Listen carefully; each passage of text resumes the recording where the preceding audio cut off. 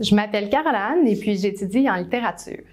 J'ai choisi d'étudier en littérature un peu par essai et erreur. Je dois être honnête, moi j'ai déjà étudié en fait en droit, ensuite je suis allée en psychologie et puis finalement je suis comme revenue aux sources finalement. J'ai décidé d'étudier en littérature par passion d'une part, mais aussi parce que je me suis rendu compte à bien y réfléchir que depuis que je suis petite, c'est naturel pour moi là, les cours de français. J'aime bien ces matières-là et puis je performe bien en français. Donc je me suis dit pourquoi pas, on va essayer la littérature. Et puis là, ça a été vraiment le coup de foudre. Là, je suis arrivée exactement sur mon X. Ce que j'apprécie le plus dans les études littéraires et culturelles, c'est de constamment repenser et approfondir ma relation au monde. Par exemple, on a souvent appris, on s'est fait inculquer qu'il y avait comme deux droites parallèles, la réalité, la fiction, ou l'objectivité, la subjectivité. Mais en littérature, c'est comme si on apprenait à sonder l'épaisseur entre ces deux droites-là. Moi, quand j'étudiais en psychologie, il y a un professeur qui disait toujours qu'on vit dans un monde de perception. Par contre, j'ajouterais à ça, à la suite de mes études en littérature, qu'on vit aussi dans un monde de représentation. Donc, monde de perception, oui certes, mais aussi monde de représentation. Et notre rapport au monde, c'est toujours une navigation entre ces pôles-là. J'ai choisi l'Université de Sherbrooke parce qu'on me disait qu'il y avait une expérience particulière, une expérience étudiante. Ça peut se résumer en termes d'espace. Je vous explique. Il y a les petits espaces à l'intérieur des murs, à l'intérieur des classes. On se retrouve comme dans des classes à échelle humaine finalement. On est peut-être 20, 25, 30 étudiants par groupe. Et ça facilite beaucoup la cohésion entre les étudiants, mais aussi le contact avec les professeurs qui devient plus naturel, puis moins anonyme. Alors ça, c'est les espaces intérieurs. Puis, en dehors de l'université, mais il y a aussi la ville étudiante. Le Sherbrooke, là, c'est vraiment génial pour ça.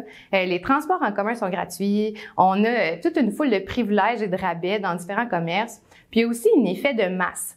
On remarque qu'il y a une grande proportion de la ville qui est étudiante. À tel point que si on passe un été ici, on peut remarquer une espèce d'exode là, quand les gens retournent dans leur patelin. C'est difficile de choisir un cours préféré.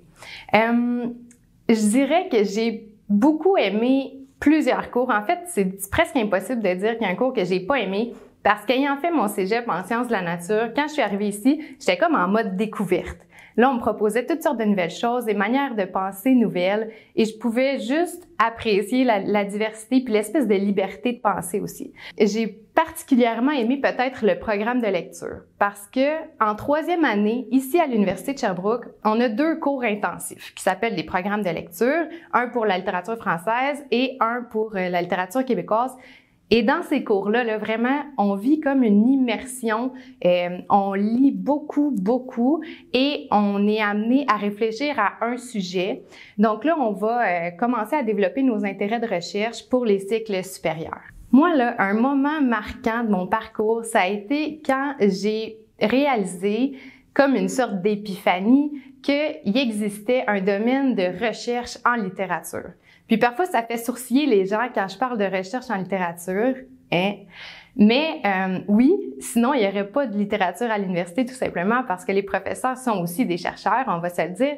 Mais c'est en deuxième année de baccalauréat, je crois, qu'il y a une professeure qui m'a approchée pour faire partie d'un groupe de recherche.